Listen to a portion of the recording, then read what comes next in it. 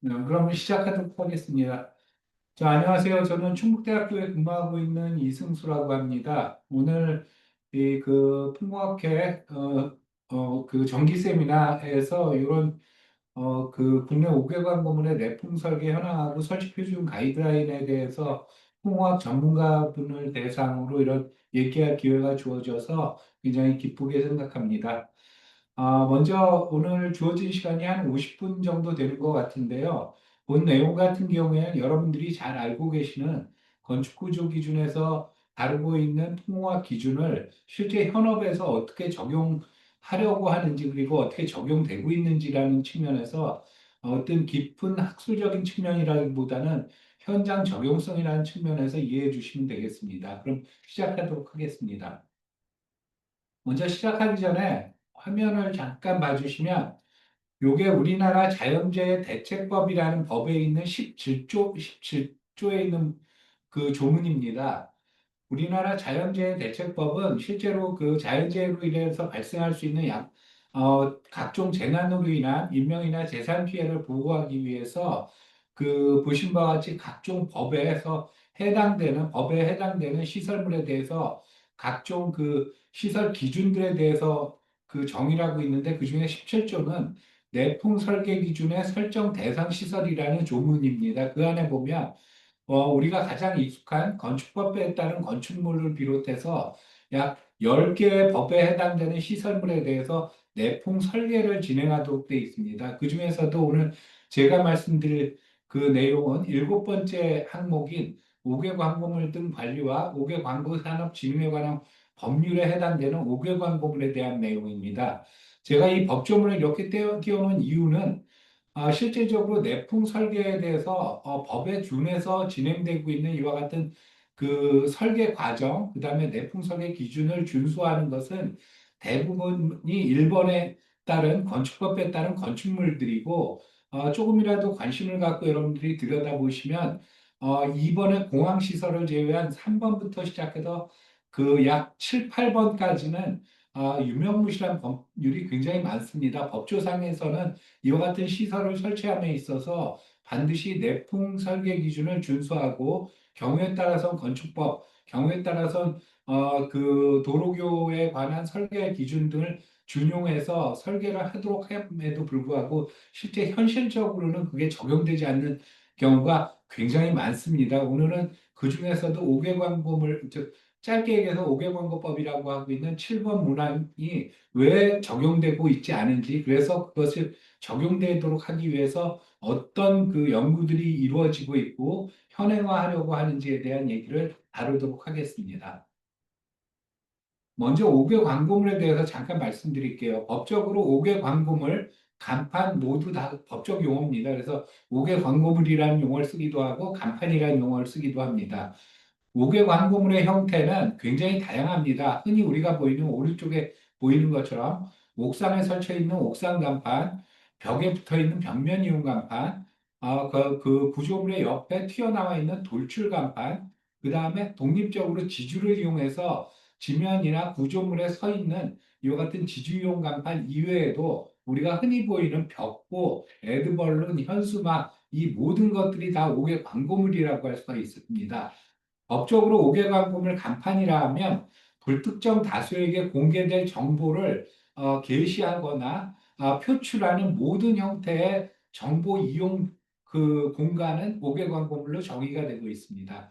그 중에서도 2023년까지 전국적으로 허가 신고된 5개 광고물은 약 43만 개로 그 통계가 나와 있습니다.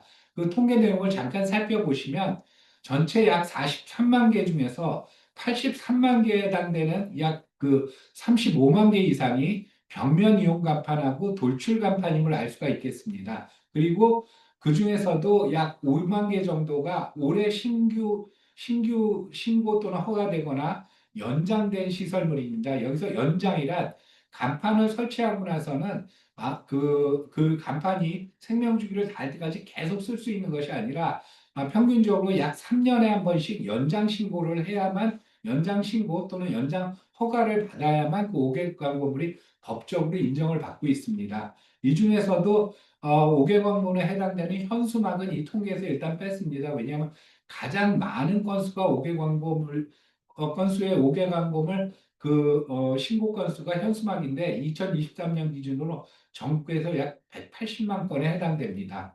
자, 그럼 우리나라에 정말 이 5개 광고물이 43만 개밖에 없느냐? 사실은 그렇지가 않습니다. 5개 광고물에 대한 전수조사가 이루어진 마지막이 2008년이긴 합니다. 2008년 추산으로는 전국에 약 450만 개 정도의 5개 광고물이 있을 것으로 추정을 하고 조금 더 나아가서 2015년 기준으로 추산 전국 5개 광고물의 개수는 약 1000만 개 정도 될 것으로 추정하고 있습니다. 자, 이렇게 봤을 때 1000만 개가 됐건 500만 개가 됐건 위에 통계 기준으로 보면 허가 신고된 5개 광고물의 수를 48만 개라고 봤을 때 10% 이하, 10% 미만의 허가 및 신고율을 보이고 있다는 것이 오늘 말씀드린 것에 가장 동기부여가 된다고 할 수가 있겠습니다. 왜 이와 같은 5개 광고물이 실제로는 1000만 개 이상 되는에도 불구하고 실제로 허가나 신고된 것은 아주 미미한 비율인 40몇만 개밖에 안 되느냐, 그 이유를 지금부터 말씀을 드리겠습니다. 먼저 옥외관 고물의 피해 현황에 대해서 잠깐 말씀드릴게요. 옥외관 고물은 태풍이나 강풍이 불게 되면 아주 피해를 잘 보는, 즉 아주 취약한 시설물에 해당됩니다. 이거 같은 경우에는 최근 5년간 소방청에서 옥외관 고물 피해가 났을 때 긴급 구조 활동을 하기 위해서 출동했던 사례들입니다. 옥외관 고물이 추락되거나 전도함으로 인해서 안전사고가 발생한 건수가 지난 5년간 서울, 부산, 광주, 경기도만 합쳤을 때 전국이 아닙니다. 네 개의 시도만 합쳤을 때 약 4천 건 정도가 기록이 되고 있습니다. 전국일 경우에는 훨씬 더 많습니다. 그 중에서도 가장 특정한 상태, 특정 가능한 5개 광고를 보면 주로 돌출 간판임을 알 수가 있겠고요. 돌출 간판은 앞에서 그림으로 잠깐 설명드린 것처럼 건물 벽 또는 구조물 벽에 튀어나와 있는 형태를 나타내 줍니다. 그 이외에 지주이용 간판, 벽면이용 간판이 많은 피해를 보고 있음을 알 수가 있겠습니다. 자, 이와 같이 돌출 간판과 벽면이용 간판에서 발생한 사고가 많은 비중을 차지하고 있음을 일단 피해 현황으로 알 수가 있겠고요. 피해 상황은 우리가 흔히 자연재해라든지 태풍이 온다든지 강풍이 불었을 때 신문이나 언론에서 방송에서 많이 보는 이와 같은 피해 상황들입니다. 대규모 간판이 떨어지기도 하고 추락하기도 하고 심지어 오른쪽 같은 경우에는 태풍 매미 당시에 돌출 간판이 비산을 해서 보시는 것처럼 전선에 걸려 있는 경우도 왕왕 발견이 됩니다. 우리나라의 5개 광고물을 그럼 정말 내품 설계를 하기 위해서는 어떻게 해야 되느냐? 법적으로는 건축구조 기준에 있는 5개 광고물에 관련되는 이와 같은 내품 설계 기준을 적용해야 됩니다. 자, 이 부분부터는 아마 오늘 들으시는 분들이 많이 아시는 내용일 거예요. 먼저 5개 광고물의 내품 설계를 하기 위해서는 거기에 제한되는 풍화중을 산정해야 되는데 풍화중을 산정하기 위해서는 설계풍속이라는 걸 선정해야 되는 것도 잘 알고 계실 겁니다. 설계 풍속을 위에 보이는 식처럼 산정을 하죠. 여기에는 지역별 기본 풍속, 거기에다가 지형 계수, 그다음에 고도 분포 계수, 중요도 계수, 그다음에 평양 계수라는 것을 다 구한 다음에 설계 풍속, 옥외관 건물이 설치되는 높이에서의 설계 풍속을 결정을 한 이후에 그 다음에 풍화중을 산정하게 됩니다. 물론 고도 분포 계수 역시 그냥 결정되는 것이 아니라 그 시설물, 이 경우에는 건축물이 아니니까 간판이 설치되는 지역의 지표 조도에 따라서 A냐, B냐, C냐, D냐에 따라서 풍속 고도 분포 계수, 그 다음에 간판이 설치되는 높이가 얼마냐에 따라서 Z값을 결정을 하고, 그 다음에 고도 분포의 지수인 알파를 결정해서 고도 분포에서 ZR을 계산하게 되겠죠. 그 다음에 지형 계수는 간판이 설치되는 건축물, 간판이 혼자 서 있는 경우에는 지주형 같은 경우에는 간판이 설치되는 위치에 지형을 평가를 해서 인근 지역까지 고려한 평가를 해서 지형 계수 KZT를 평가를 해야 됩니다. 그걸로 끝나는 게 아니고 이거 같은 경우는 중요도 계수가 그렇게 높지 않을 테니까 뭐 1을 써도 되고 0.9를 써도 되겠죠. 풍량 계수 같은 경우에는 고려하지 않는다 치더라도 보시는 것처럼 KGR, KGT, 그다음에 그 기본 풍속을 평가를 해야 됩니다. 자, 이와 같이 500항문의 설치에 따라서 풍화중을 계산하기 위해서는 시공지역별 기본 풍속을 결정을 하고, 그 결정하는 데는 결정한 이후에 좀 전에 말씀드린 그 절차에 의해서 지표 조도 등급을 결정을 하고, 시공지역별 지형계수를 결정한 후에 최종적으로 설계 풍속, 그 간판이 설계되는 높이에서의 설계 풍속 VH를 결정한 이후에 그걸 이용해서 시공 위치에서의 단위 면적당 5개광범을 그 간판 면적당 풍화중을 계산해야 되는데, 그 간판이 어떻게 섞였느냐에 따라서 사실은 건축구조기준에서 제시하고 있는 풍화중 산정, 풍합 선정이죠. 단위 면적당 하중이 풍합이니까 풍합 산정 방법이 다릅니다. 예를 들어서 벽면 이용 간판 같은 경우는 보시는 바와 같이 우리가 지붕면이나 벽면에 가해지는 풍화중을, 그 외장재 풍화중을 계산하는 방식에 의해서 보시는 것처럼 설계 속도 합인 QH를 계산을 하고 머스트 외압 배수인 GCP를 그래프로부터 따내서 보시는 것 같이 PC라는 단위면적당 통화중을 계산하게 됩니다. 이 GCP는 수압 면적, 즉 간판 면적에 따라서 결정이 되고, 그다음에 그 간판이 설치되는 위치, 이 그림에서 보이는 것처럼 벽면에 설치되는 경우에 그 설치되는 위치가 모서리 어디냐에 따라서 그 위에 보이는 GCP 값을 결정하는 그래프에서 그 값을 읽음으로써 단위면적당 포화중인 PC를 결정하게 됩니다. 만약에 이 간판의 형태가 벽면에 붙은 벽면 이용이 아니라 벽면부터 돌출되어 있는 돌출형 간판이거나 아니면 지면 또는 또 다른 구조물에 독립적으로 지주를 이용해서 설치되는 지주용일 경우에는 좀 다른 구조물입니다. 통합으로 계산되는 게 아니라 풍력을 이용해서 풍합계수 그 단면적당 풍화 중인 PD를 결정하게 됩니다. 여기서 공이 왼쪽에 보이는 돌출형 그 왼쪽에 보이는 경우에 그 식에서처럼 CD는 풍력 계수가 되고 GD는 가스트 영향 계수가 됩니다. QH는 똑같은 앞에 벽면 이용 간판과 마찬가지로 설계 속도압에 해당되겠죠.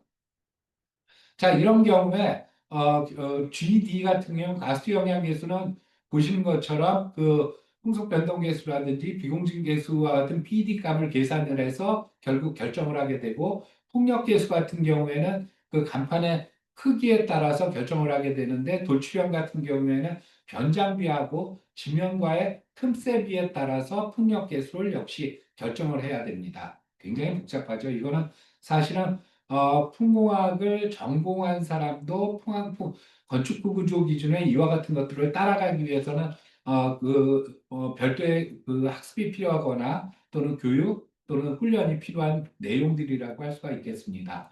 자, 이러다 보니까 5개간 고물은 지속적으로 피해가 발생을 하고 있죠. 그다음에 통화중 산정 과정은 사실상 5개간 보험 현업을 하시는, 즉 5개간 고물을 설계를 하고 설치를 하는 현업에 있는 그 분들이 직접 따라가기 굉장히 어려운 것이 현실이었습니다. 그러다 보니까 아까 말씀드린 바와 같이 법에서는 일정 크기, 일정 규모 이상의 5개관 건물을 설치하고자 할 때는 반드시 허가받거나 또는 신고를 해야 됨에도 불구하고 그 허가나 신고율이 10%도 안 됨을 알 수가 있겠습니다. 사실상 허가 또는 신고 대상 5개관 건물을 허가나 또는 신고를 받지 않고 설치했을 때는 법에 의해서 과태료가 부과된다든지 하는데, 실제로 제가 이 5개관 건물과 관련되는 그 과업을 또는 연구를 수년간 하면서 현업에 계신 분들, 지자체 분들을 하고 여러 차례 인터뷰를 해본 결과 이와 같은 그 과태료가 부과된 사례는 거의 없다고 볼 수가 있겠습니다. 또 하나는 어떤 문제가 있냐면 이와 같은 5개관 건물 하나하나가 굉장히 그 설치 비용 같은 것들이, 왜냐하면 옥상 간판이라든지 아니면 대형 주유소라든지 극장 같은 데 설치되는 대형 구조물 형태가 아닌 일반 소상공인들이 쓰는 간판류 같은 경우에는 설치 비용 또는 제작 비용이 그렇게 높지가 않습니다. 그러다 보니까 이와 같은 설계를 하는 과정을 어떤 전문가한테 의뢰하는 것도 현실적으로 가능하지가 않은 상황이다 보니까 관행에 의해서 설계하고 관행에 의해서 설치되는 것이 반복 그러다 보니까 고객관금은 지속적으로 피해가 발생하는 이런 악순환이 지금까지 이어져 왔습니다. 이런 필요성으로 고객관금의 내품 설계하고 설치하는 과정을 좀 단순하고 하지만 안전을 지향하면서 현업에서 쓸 수 있는 표준 가이드라인을 마련하고자 필요하다는 게 지속적인 그 사회적인 요구 중에 하나였습니다. 자, 그래서 사실은 오늘 말씀드린 내용이 어느 날 갑자기 나온 내용이 아니라 이와 같은 그 과거에 안전행정부라든지 소방방재청 당시부터 시작해서 5개관 건물의 안전을 확보하기 위한 노력은 10년 전부터 시작이 됐었습니다. 예를 들어서 2015년에 5개관 건물 자체가 아니라 5개관 건물을 제작하는 업종에 대한 인증을 주기 위한 인증 제도에 대한 그 가능성에 대한 연구에서 5개관 건물의 설계나 표준 설치 가이드라인에 대한 기본 연구가 이미 시작이 됐었고요. 그러다가 좀 세월이 지나서 재작년부터 시작해서 설치 표준 가이드라인 연구가 2년 동안 본격적으로 진행이 됐습니다. 설치 표준 가이드라인이 2년 동안 진행되면서 그 최종적으로 대상이 됐던 것은 맨 아래 보이는 것처럼 대상은 가장 많이 쓰이고 있는 즉 우리나라의 거치되어 있는 고정형 5개관 건물의 형태의 95% 이상을 차지하고 있는 벽면이용, 돌출, 지주용 간판에 허가 대상하고 신고 대상, 최종적으로 신고 배제 대상까지 확대해서 24년에 설치 표준 가이드라인을 제시를 하게 되었습니다. 그리고 올해는 이 설치 표준 가이드라인이 최종적으로 만들어졌음에도 현업의 그 적용성이 떨어지기 때문에 왜냐하면 이런 것들이 사실은 약간은 강제성이라든지 이게 권장의 수준이기 때문에 이를 따르지 않거나 또는 허가나 신고를 받지 않았을 때 과태료를 부과한다는 정도로는 이미 그 시행됐던 사례가 있기 때문에 이 설치 표준 가이드라인을 고시화하는 이와 같은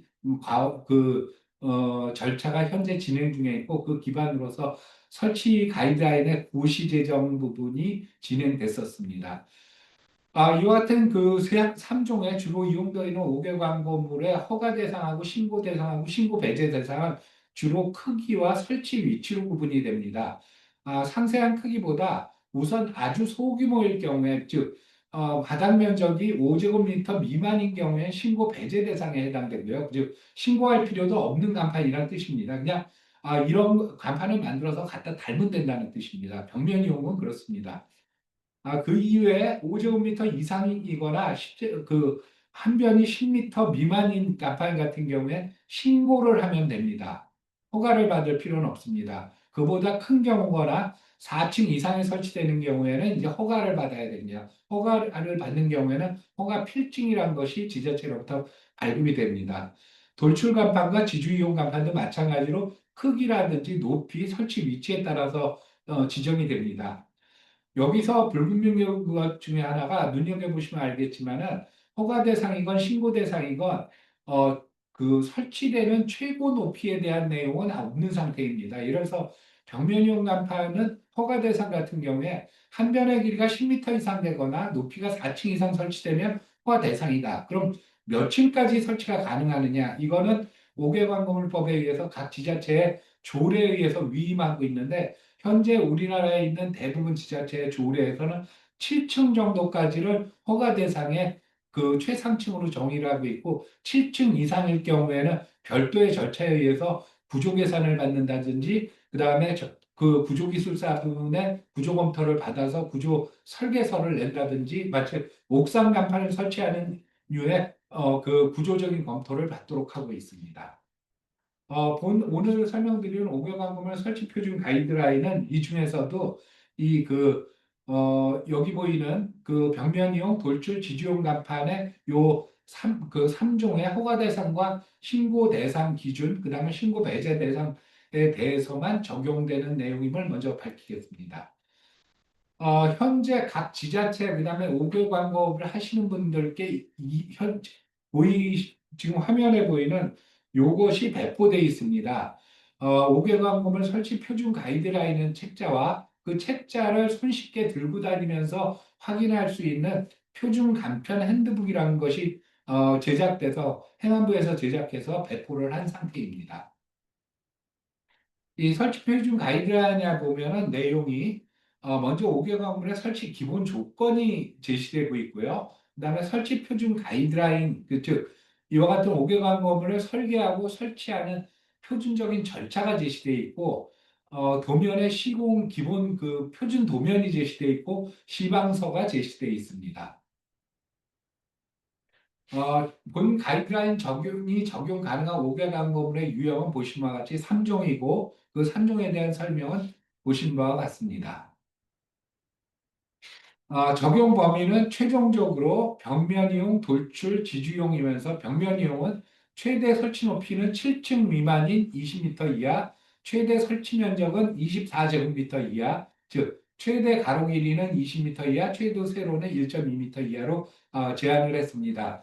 돌출 간만도 역시 7층 미만에 설치되면서 최대 설치 면적은 16.2제곱미터 이하, 지주이용 간판은 최대 설치 높이는 10m, 즉 지중 간판으로서 높이는 지상으로부터 10m까지 바닥으로부터 10m 이하여야 된다는 뜻이고, 한 변의 면적은 10제곱미터 이하, 네 변의 면적의 합산은 40제곱미터니까 만약에 최대 높이로 지중용 간판을 설치하고자 할 때는 한 변의 면적이 10제곱미터 이하니까 한 가로를 1m, 높이를 10m짜리인 네 면을 합해서 최대 높이 10m, 네 변의 합산 면적 40제곱미터 이하인 지주용 간판을 만든다고 할 수가 있겠습니다. 이 내용에는 오경광공법 시행령, 신고 및 허가 대상 기준을 적용했고 신고 배제 기준 등이 적용됐다고 볼 수가 있겠고, 최대 설치 면적 같은 경우에는 우리나라 주요 지자체에서 조례로 제시하고 있는 내용을 포함하고 있습니다.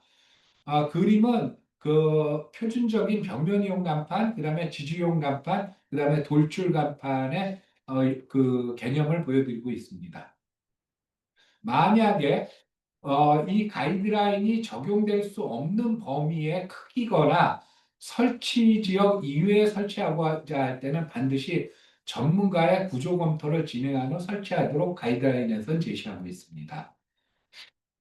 이 가이드라인의 설치 흐름은 이렇습니다. 먼저 5개간 부분에 설치되는 환경을 분석하는 것을 1차 제시를 했고, 그 분석하는 절차는 이 가이드라인의 부록으로서 체크리스트로서 제시를 했습니다. 그 안에는 지역이라든지 높이 5개간 부분의 종류들을 저희가 먼저 규정을 하고 적용 범위 및 설치 조건이 부합되는지를 확인하는 것이 두 번째입니다. 만약에 적용 범위나 설치 조건에 가이드라인이 제시하고 있는 것에 부합되지 않는 경우에는 반드시 구조 전문가로부터 검토를 받은 후에 설치 가능한지 여부를 판단하도록 하였습니다. 만약 설치 조건에 부합한다고 하면 이제 설치 지역의 단위면적당 풍화중을 산정을 하게 되고요.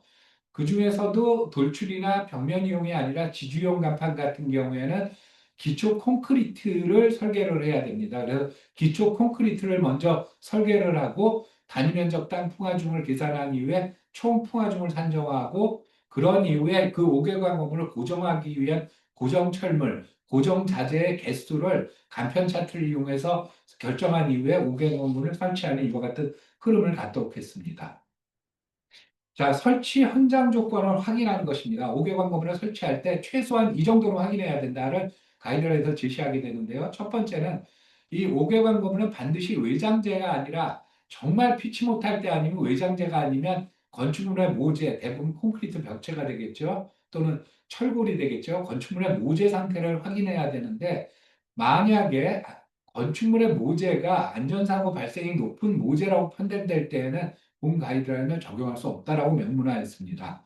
그리고 건축물의 외장재에 부착되는 경우에는 아니, 건축물의 외장재는 이 모재에 반드시 본드를 이용해서 외장재가 설치되거나 콘크리트 벽에 L형 앵글을 이용해서 외장재가 설치되거나 스틸 앵글을 통해서 외장재가 설치되는 경우를 확인을 하도록 했습니다. 그리고 5개가 건물의 고정자재를 설치하는 경우에는 다음 두 가지 조건에 설치가 가능해야 됩니다. 먼저 구조체 모재, 즉 콘크리트 벽에 직접 세덴커로 시공을 하거나 건축물의 스틸 앵글의 육각머리 직결피스로 시공하도록 하였습니다. 즉, 두 가지 중에 하나를 이용해서 옥외 광고물을 그 건축물에 부착하도록 했습니다. 자, 이 가이드라인이 설치될 수 있는 외장재는 아래 보이는 6가지로 제한을 했습니다. 노출 콘크리트, 대리석, 습식, 건식 타일, 알루미늄 복합 파넬, 커튼월. 이 6가지 이외에 설치되는 경우에 가령 목재라든지 석재라든지 조적조라든지 이와 같이 다른 류의 외벽체 또는 외장재에 설치되는 경우에는 반드시 건축구조 전문가의 검토를 받도록 했습니다. 이 가이드라인에서는. 자, 이 가이드라인이 설치되는 지역은 육지 지역과 해안 지역으로 구분을 했는데 그 내용은 뒤에서 잠깐 설명을 드리겠습니다만 기준은 해안선으로부터 4km 이내 지역과 4km 그 바깥 지역, 즉 내륙으로 4km 이상 들어온 지역으로 구분을 했습니다. 그 이유는 뒤에서 설명을 드릴 거고요. 그리고 본 가이드라인이 적용할 때 도시 지역 같은 경우에 빌딩 풍토 등의 영향을 고려하기 위해서 만약에 5개 건물이 설치되는 건물 주변에 30층 이상이거나 120층 이상의 고층 건물이 5개 건물 설치 구조물로부터 반경 200m 안에 있는 경우에는 반드시 도심지 풍화중 가중치를 필수적으로 적용하도록 해서 안전측을 도모하도록 하였습니다. 5개 건물에 설치되는 외장재 또는 그 콘크리트 모재, 그 다음에 고정자재에 대한 간략 설명입니다. 먼저 콘크리트 모재에 설치되는 경우 대리석, 타일 경우에 습식, 건식 같은 경우에 습식 같은 경우에는 타일이 콘크리트 벽에 에폭시 본드로 직접 붙게 되겠고요. 건식 같은 경우에는 보시는 것처럼 L형 앵글을 통해서 건식 타일이 조립되는 것을 확인할 필요가 있겠습니다. 알루미늄 복합 파넬도 마찬가지고요. 커튼월 형식 같은 경우는 사각 파이프로 고정되는 것을 확인할 필요가 있겠습니다. 사용 자재는 세트 앵커와 직결피스, 육각머리 직결피스가 사용되게 되는데, 세트 앵커 같은 경우에는 M10 50mm 이상, STS 304 이상을 권장을 했습니다. 직결피스에도 마찬가지 기준을 적용하도록 했습니다. 자, 그럼 단위 면적당 풍화중은 어떻게 가이드라인에 제시되어 있느냐?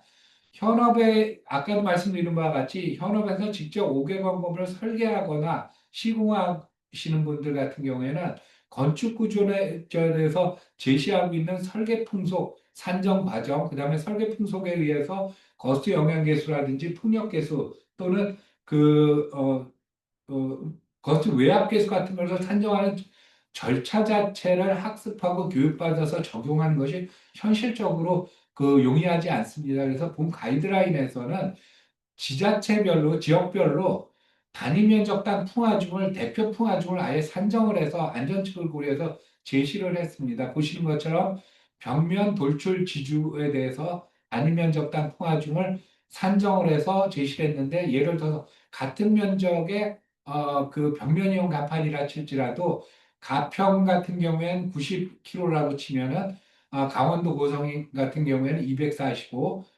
경기도 광주 같은 경우는 76와 같이 해당 지역의 기본 풍속, 해당 지역의 거스계수 이런 것들을 다 별도로 산정을 한 이후에 대표값을 산정을 해서 단면적당 투과중을 표로 제시함으로써 현업에 계신 분들이 설치되는 지자체에 따라서 단위면적당 포화중을 차트에서 그냥 읽어 쓰도록 했습니다. 자, 이건 어떻게 산정을 했느냐? 실질적으로 안에는 건축구조 기준에 있는 절차가 그대로 적용이 됐습니다. 물론 지자체 대표값을 뽑기 위해서 안전 측의 값으로 대표화는 이루어졌습니다. 예를 들어서 500년 기준의 기본 풍속으로부터 기본 풍속을 뽑았습니다. 여기서 하나 말씀드린 거는 500년 기준 풍속 같은 경우는 고정적 적어도 내용 연수가 50년, 100년쯤 되는 건축물 기준입니다. 근데 그 건축구조 기준에 앞쪽 설명해 보면은 이와 같은 외장재라든지 이런 부품 같은 경우에는 그 50년 기준, 약 50년 기준으로 설계를 하도록 제시가 돼 있어서 저희가 산정할 때는 기본 풍속을 500년 기준으로 뽑은 이후에 그것을 50년으로 환산을 해서 기본 풍속을 수정을 한 이후에 적용했다는 점을 말씀드리고자 합니다.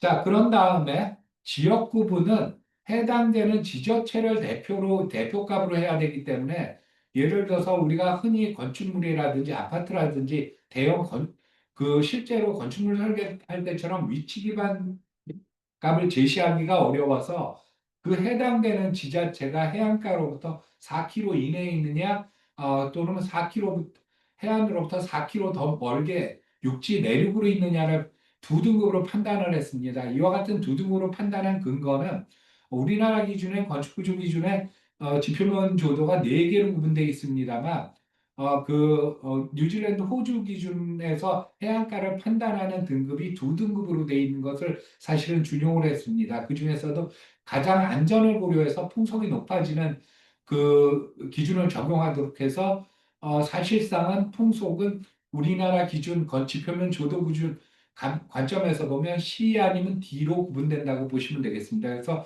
왼쪽 아래 표에 보시는 것처럼 풍속이 적용되는 조도 구분은 1등급과 2등급, 1등급은 4km 내에 해안가가 위치하는 경우, 2등급은 4km 내에 해안가가 위치하지 않는 경우로 정하고, 5개간 구분이 설치되는 높이에 따라서 풍속 고도 분포 계수는 우리나라 건축 구조 기준에 있는 기준을 준용해서 적용을 했습니다.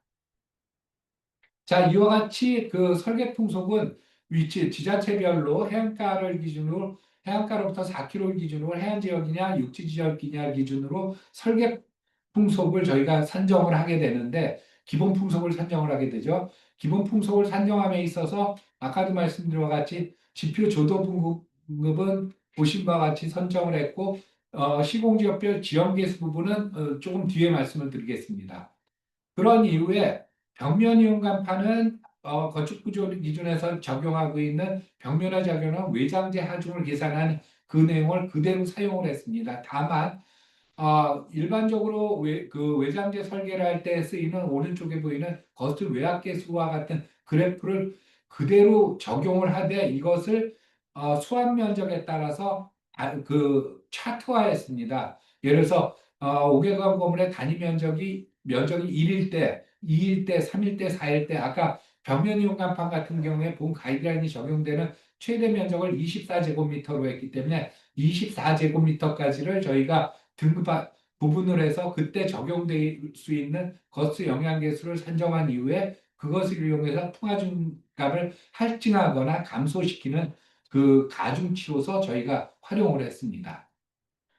가스트 영향계수도 마찬가지였습니다. 일단 가스트 영향계수는 설치 높이에 따라서 그다음에 오개간 건물의 크기에 따라서 평가가 됩니다. 왼쪽에 보시는 표가 저희가 일단 그 단위 면적 그 가로 세로 1m에 해당되는 5개간 건물에 대한 가스트 영향계수가 조도계수 C일 때와 D일 때를 저희가 평가했던 것이고요.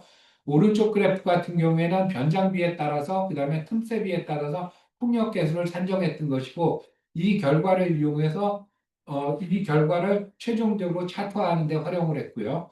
그 다음에 지역별 지형계수 같은 경우에는 마찬가지로 지역의 대표값을 뽑기 위해서 지역의 평균 경사를 사용을 했습니다. 사실은 지역마다 급격한 그 지형의 변화를 보이는 지역도 있고 평지 지역도 있기 때문에 이 값을 적용하는 것이 다소 무리는 있겠습니다만 5개강원을 설치하는 입장에서 보면 특정 지역의 지형 경사까지 산정한 후에 풍화중을 산정하는 것이 현업에서 거의 불가능한 것이기 때문에 그 해당 지자체 저희가 평가 대상으로 삼고 있는 각 지자체마다 평균 경사를 이용해서 지형 개수를 산정해서 보시는 것처럼 9등급으로 나뉜 이후에 등급화해서 최소 1.04와 최대 1.2의 지원 개수를 제시를 했습니다.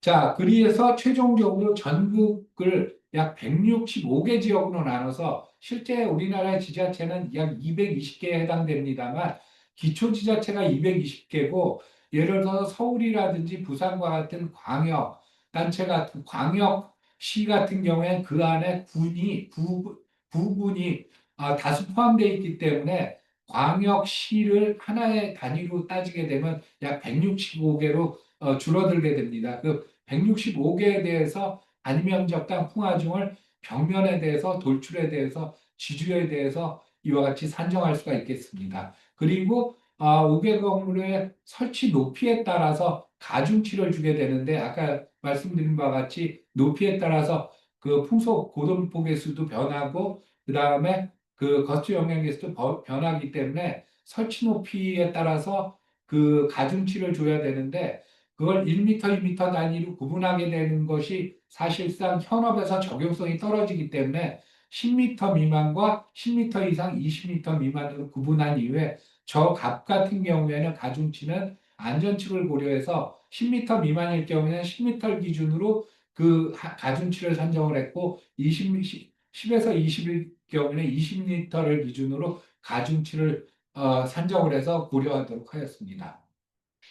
마지막으로는 그 도심지의 풍화중을 고려한 할증 가중치입니다. 일반적으로 고층 건물이 밀집되어 있는 경우에 강한 돌풍이 발생을 합니다. 흔히 얘기하는 빌딩풍이겠죠. 통상 그 평균 풍속으로 해서 최대 순간 풍속이 발생하는 경우에 가스 영양계수를 이용하게 되는데 5개관권 포항주 산중 시에는 지표면 조도 구분이 C 또는 D로 산정되어 있습니다. 아까도 말씀드린 것 같이 해안 지역에 가까운 지역은 4km 이내 지역은 D, 그거 아닌 지역은 C로 구분하고 있습니다. 자, 그랬을 때 저희가 본 이 그 5개관kon물 그 설치 표준 가이드라인에서는 도심지에서의 영향을 거스트 영양계수 영향으로 대리 변수로 대치를 하고 지표면 조도 구분 B일 때 과스트 영향계수의 영향을 추가적으로 고려할 수 있도록 할증계수를 그 도출을 했습니다. 예를 들어서 요게 건축물 구조물 높이에 따른 가스트 영향계수입니다. 맨 아래에 있는 게 D고요. 그 위에 있는 게 조도계수 C고 그 맨 위에 있는 게 조도계수 A에 해당됩니다. B는 그 사이에 있겠죠. 자, 그래서 본 연구에서는 이 거스트 영향계수 그 GD를 C와 D를 평가하고 B를 평가한 이후에 설치 높이에 따라서 그 B를 그 할증해주는 할증계수로 고려를 하도록 했습니다. 예를 들어서 5개관물 설치 위치 반경 200m 이내에 고층 건물, 그 중에서도 30층 이상이거나 120m 이상의 건물이 있는 경우에 할증률을 곱하도록 했습니다. 예를 들어서 주변에 고층 건물이 없는 경우에는 당연히 도심지에 포화적 할증을 할 필요가 없겠지만 이와 같은 주변에 고층 건물이 있는 경우에는 내륙 지역인 경우에는 벽면이나 돌출이나 지주나 공이 14% 정도 풍화중을 할증하도록 한 반면에 해안 지역 같은 경우에는 보시는 바와 같이 풍화중 거스트 영향계수 D하고 거스트 영향계수 P의 B를 고려해야 되기 때문에 설치 높이에 따라서 1.3부터 1.24까지 추가적으로 할증 계수를 고려하도록 했습니다. 최종적으로 이 내용이 가이드라인에는 이와 같이 제시되어 있습니다. 예를 들어서 가이드라인에 의한 그 설계 절차에 의하면 만약에 벽면 이용 간판을 그 설계하고자 하면 먼저 간판의 크기가 결정될 거고요. 간판의 크기가 신고나 허가, 그다음에 5개 이 설치 표준 가이드라인에 해당된다는 전제하에 먼저 지역별 단위 면적별 평화중을 계산을 해야 되겠죠. 그건 앞에서 보여드린 요 차트로부터 산정하면 됩니다. 예를 들어서 만약 5개 건물이 경주에 설치되는 벽면이용이다. 그러면 단위 면적당 평화중이 236kg라고 먼저 산정이 된다고 할 수가 있겠습니다. 자, 그런 다음에 벽면 이용 간판의 면적별 가중치, 아까 그 수압 면적 변화에 따라서 그 변화하는 그 그래프로부터 단위 면적별로 그 산출해 놓은 차트입니다. 예를 들어서 면적이 작을 경우에는 가중치가 커지게 되고, 요건 잘 아시는 것처럼 면적이 최대 24가 될 때는 가중치가 오히려 그 풍화중을 감소시키는 것처럼 나타나게 되겠죠. 그다음에 설치 높이별 가중치라는 거 이미 그 말씀을 드렸고요. 여기 설치 높이별 가중치는 내륙 지역과 해안 지역에 따라서 설치 높이가 10m 미만이냐, 10에서 20m 이상, 즉 3층 아래쪽에 설치되느냐, 4층부터 7층 사이에 설치되느냐에 따라서 내륙 지역과 해안 지역에 따라서 경주 같은 경우에는 아마 내륙 그 해안 지역에 해당될 겁니다. 왜냐하면 경주가 그 토암산을 기준으로 간포 지역은 해안 지역이고 시내 지역은 내륙 지역이기 때문에 그 통합해서 해안 지역에 포함되게 됩니다. 이와 같이 설치 높이를 그 1.15를 그 적용하게 되고요. 그다음에 해당되는 간판 주변에 200m 안에 고층 건물 또는 110m 이상의 건물이 존재하는 경우에는 내륙 지역이냐 해안 지역이냐에 따라서 이와 같은 할증 계수를 적용하게 됩니다. 자, 이와 같이 간판의 크기가 예를 들어서 10제곱미터다. 그러면 가중 면적별 가중치는 1.03이 되고 아까 그 경주가 236이 되면 236에다 1.03을 곱한 이후에 설치 높이가 어디냐에 따라서 가중치, 고층 건물이 있냐 없냐에 따라 가중치를 곱하게 되면 최종적으로 풍화중이 산정되게 됩니다. 그리고 건축물의 그 간판의 가로 길이에 따라서 디귿형 결계와 셋 앵커의 개수를 결정하게 되고 사각 파이프 직결 핏을 쓰게 되는 경우에 외장재에 고정되는 경우에 커튼월이냐 사각 파이프냐에 따라서 14번 이상의 직결 핏의 개수를 결정하게 됩니다. 벽면 이용간판 같은 경우에 4m 이하일 경우에 최대 18에서 20m 같은 경우에 얼마 간격으로 이와 같은 셋앵커가 고정돼야 되는지 제시되고 있고요. 그 다음에 디귿형 결과와 벽면 이용 간판 연결 부분 직결표수의 수량은 보신 바와 같이 가령 풍화중이 계산됐을 때 6,000kg가 계산됐다. 뉴턴온이 약 6만 뉴턴이 되겠죠. 그랬을 때 8번 직결핏을 쓸 경우에는 40개, 12번을 쓸 때 28개를 써야 된다고 제시를 하는 이와 같은 간편 차트라고 할 수가 있겠습니다. 돌출에 대해서도 마찬가지입니다. 산정 과정은 거의 유사합니다. 여기에 쓰이는 것은 단위면적당 풍화주문 앞서 보여드린 그런 차트를 이용하고 설치 높이별 가중치, 그 다음에 도심지 풍화중 개수를 통해서 최종 간판 크기를 곱해서 풍화중을 산정한 이후에 브라켓 또는 현업에서는 발통 또는 달통이라고 부르는 겁니다. 브라켓과 외장재의 연결부의 정찰철물의 수량을 산정하게 되고요. 그 하중에 따라서 산정하게 됩니다. 지주용 간판 같은 경우에 아까 그 내용에서도 잠깐 말씀드린 것처럼 이와 같은 그 본 골조부를 정착철물을 설계하기 전에 기초 콘크리트를 산정을 해야 됩니다. 기초 콘크리트는 지주가 고정되는 지역인데 풍화중을 받아서 전도되지 않을 정도의 그 보건 모먼트를 갖고 있어야 되기 때문에 그 부분에 대해서는 저희가 구조 해석을 해서 간판 면적에 따라서 보시는 것처럼 지역별로 어느 정도의 콘크리트 부피를 가져야 되는지 저희가 산정을 해놨습니다. 예를 들어서 아까 얘기했던 뭐 경주 지역이다 이렇게 되면은 경주 지역 또는 예를 들어 서울 지역이다 그리고 풍화중이 1000뉴턴 정도 된다 그러면 간판 면적의 0.75를 곱한 그 입방미터 즉 예를 들어서 간판 면적이 그 1이다 그러면 0.75 세제곱미터 정도의 그 콘크리트 부피를 갖는 위를 갖는 콘크리트 덩어리의 기초 부피를 갖도록 그 지주 부분을 설계하도록 가이드라인에 제시를 했습니다. 나머지 그 간판 면에 가해지는 풍화중은 같은 방법으로 선정하게 되고 각각 지주용 간판의 정착 철물 같은 경우에는 여기 선정 쓰이는 콘크리트 강도에 따라서 그 M12부터 M24 종류에 따라서 선정하도록 되어 있고요. 어떤 경우에는 풍화중의 증가에 따라서 작은 그 정착철물은 사용하지 못하도록 제시를 했습니다. 지지용 간판의 그 구조적 안정도는 이와 같은 방법으로 평가를 했습니다. 지지용 간판은 보신 것 같이 밑에 그 육면체 형태의 지주 콘크리트가 존재를 하게 되고요. 그 밑에 베이스 플레이트, 통상 강으로 만들어진 베이스 플레이트가 있고 베이스 플레이트가 지주의 앵커링이 됩니다. 정착철물로. 그리고 각주형 형태의 지주 간판 또는 판형 형태의 지주형 간판이 베이스 플레이트에 용접되거나 부착되는 형태가 돼서 풍화지형이 오게 된 경우에 이 지주형 간판이 안과 밑에 있는 기초 콘크리트가 뽑히게 되는 경우가 생기게 되고요. 그걸 이기기 위해서는 인발 저항이 그걸 이겨내야 되고 그렇지 않은 경우에 전도되는 전도 현상이 벌어지게 됩니다. 그래서 본 그 가이드라인에서는 풍화중의 전도 모먼트가 세덴커의 인발 저항 모멘트보다 작아야 되고 풍화중의 전도 모멘트가 기초 콘크리트의 자중 모멘트보다 작도록 최종적으로 이와 같은 풍화중 설계를 하고 그 다음에 정착철물의 개수를 선정을 했습니다. 외장재 시공 방법하고 정착 철물은 시공 방법은 앞에서 잠깐 설명을 드렸고, 표준적인 세덴커는 M10, 그다음에 성능은 STS 304로서 표준적인 인장력, 전단력, 지지력은 보신 바와 같고, 직결 피스도 M8부터 M14까지 표준품을 쓰도록 했고요. 그다음에 지지용 단판에 부착된 앵커 볼트는 현업에서는 통상 일자형을 쓰는 경우는 거의 없지만 L형을 쓰고 있습니다만, J형 앵커 볼트를 권장을 해서 이와 같은 인장 강도와 항목 강도를 갖는 J형 앵커 볼트를 추천을 하고 있습니다.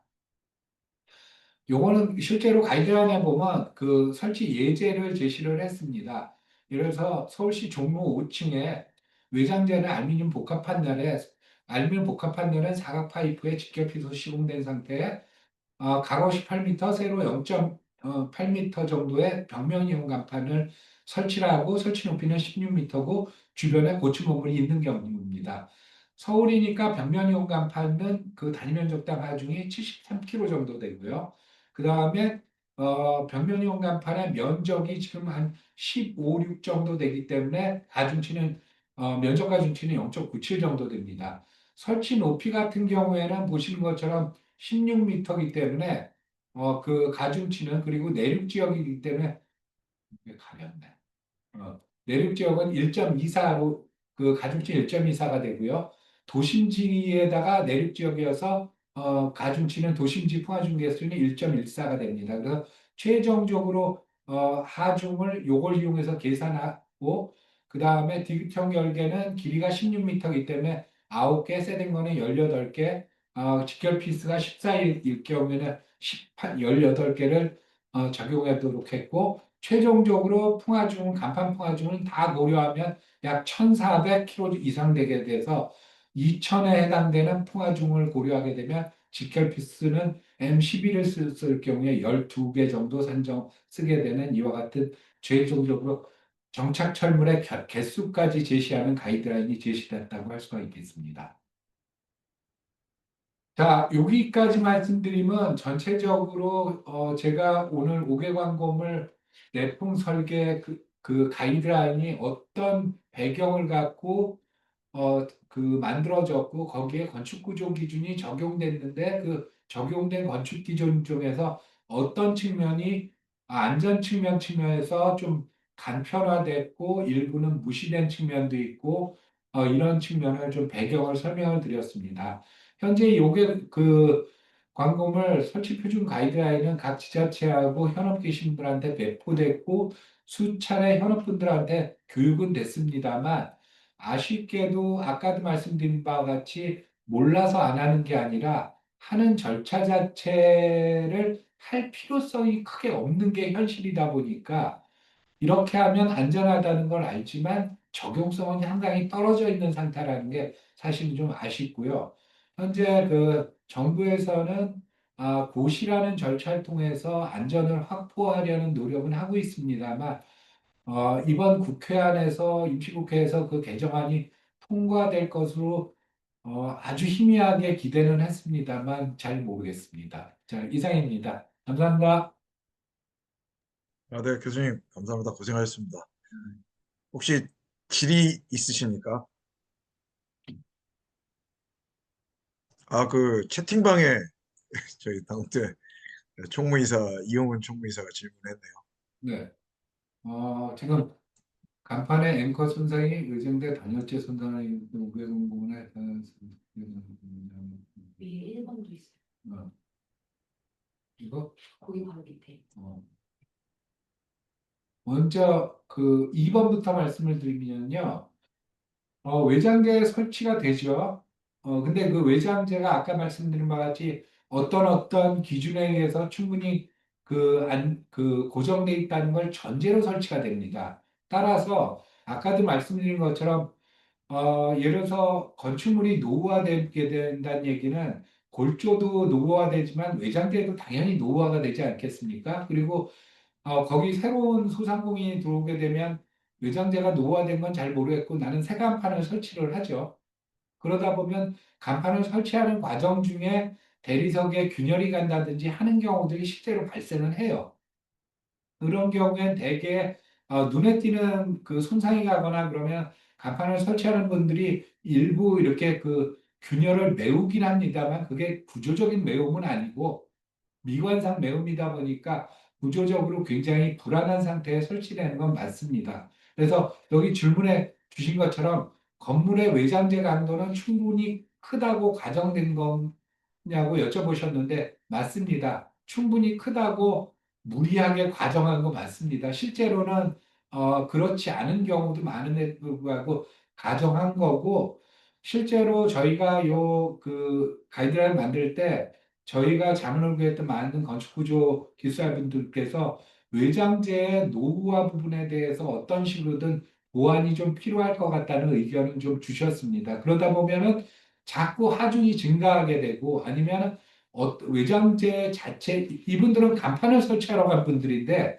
그분들이 외장재의 안전도를 평가해야 되는 상황이 돼버리는 그 사실은 본말이 전도하는 상황이 돼서 본 가이드라인에는 그냥 맨 처음에 설치 조건을 검토할 때 이 5개강 건물을 설치해도 되는지 봐서 안전하지 않다고 판단되면 구조 전문가랑 상의해라 이 정도로 적을 수밖에 없었습니다. 좀 아쉽긴 합니다만. 그 다음에 질문이라서 이지침에서 5개강 건물 자체의 내풍 성분을 구분하고 있는지요. 예를 들어서 5개강 건물 자체를 구조체라고 봤을 때 왜냐하면 예를 들어서 벽면이 됐든 지주가 됐든 돌출이 됐든 그 자체가 그 밖에 광고물 표기된 부분을 다 뜯어내고 나면 안에 골조가 있습니다. 그 골조 자체의 내풍 성능은 검토되지 않은 겁니다. 이거는 5개관 건물도 안전하고 외장재와 벽체도 안전한데 그 체결 부위가 안전할 것인가를 저희가 평가하는 설치 부분에 대한 부분이라고 생각해 주시면 되겠습니다. 실제로 5개관 건물이 파괴되거나 피해된 걸 보면 그 세덴커가 5개관금을 외장재로부터 뽑혀 있는 경우들이 많고요. 그 두 번째 질문에서 해주신 것처럼 5개관고물이 노후화되거나 해서 파열된 경우도 있을 것이고요. 세덴커가 파단되는 경우는 거의 없습니다. 아니면 5개관고물하고 세덴커라든지 직결 피스가 결합되어 있는 그 금속, 이성 재질의 금속재 부분이 파단이 일어나면서 파열되거나 그런 상황들은 벌어집니다. 예, 뭐 메시지가 또 들어왔네요. 예, 네, 이상입니다. 네, 혹시 다른 질문 있으십니까? 그 교수님, 저는 좀 궁금한 게, 네, 그 처음에 이 가이드를 따라야 되는 거랑 따른 필요 없는 그거 구분하는 거가 기준이 어떻게 설정된 건지. 어, 그 가장 하기 어려운 얘기예요. 네, 네, 적용 범위잖아요. 그게 네, 사실은 네, 네, 네. 적용 범위를 정할 때, 사실은 모든 법의 적용 범위를 정할 때, 예를 들어서 우리가 어, 시속 100km 이상이면 딱지 띄고 시속 네, 90km 안 띄고랑 비슷해요. 네, 음. 예를 들어서 현재 요 적용 범위 같은 경우에는 어떤 이유로 결정됐는지 되게 불분명한 지자체 조례들이 쫙 퍼져 있거든요. 그 조례들에서 적용되고 있는 것들 중에 가장 많이 쓰고 있는 범위를 저희가 여기다 집어넣었어요. 아, 이 5개관공물 법이 굉장히 특이한 법이 뭐냐면 해안부 장관이 권한을 갖고 있는데 굉장히 많은 걸 지자체로 다 위임을 해버렸어요. 그래서 지자체마다 규정이 조금 조금 다릅니다. 근데 안전조차 지자체마다 규정이 조금 조금 다르니까 어떤 일이 벌어지냐면 가령 당국대가 용인시에 있잖아요. 네, 용인시 규정이 굉장히 까다로워요. 조례가 예를 들어서 음, 그 옆에 있는 수원시는 규정이 느슨해요. 그럼 수원시 5개 광고업자가 용인시 와서 자기네 기준으로 시공하고 가버려요. 음, 그리고 물어보면 나는 내 기준을 따랐다 그래요. 네, 그러니까 기준이 표준화 안 돼 있어서 그런 문제들이 발생을 하고 있거든요. 근데 인허가일 때보다 이게 안전일 때 사고가 났을 때 문제가 많이 돼요. 그래서 사실은 이건 안전 측면에서는 기준을 좀 표준화하자라고 시작은 됐는데 표준화해놔도 이것이 강제라는 표현이 맞는지 모르겠습니다만 어떤 종류 이상으로 강제성을 갖고 이렇게 제시가 되지 않으면 역시 착하게 살아라 이상의 기준은 안 될 것 같아서 좀 네. 아쉽긴 합니다. 예. 네. 음. 네, 잘 알겠습니다. 네, 만드느라 고생하시고 꼭 입법 고시됐으면 좋겠습니다. 네. 네, 네, 네, 네, 더 감사합니다. 이상 질문 없으시면 오늘 세미나는 이걸로 마치고요. 다음 세미나는 아까 말씀드렸지만 2월 중에 풍동실험실 온라인 견학과 그다음에 액티브 베스트 엠퍼로 그 강의를 하도록 하겠습니다. 그건 예정된 거고요. 저희가 또 풍공학회를 통해서 그 세미나 구체적인 게 다 정해지면 알려드리도록 하겠습니다. 네, 모두들 참가해 주셔서 감사하고요. 이 영상은 녹화된 걸 편집을 잘해서 유튜브하고 그 아카이브에 업로드하도록 하겠습니다. 네, 고생하셨고 오늘 강의해 주신 두 분 모두 감사드립니다. 고생하셨습니다. 네, 감사합니다.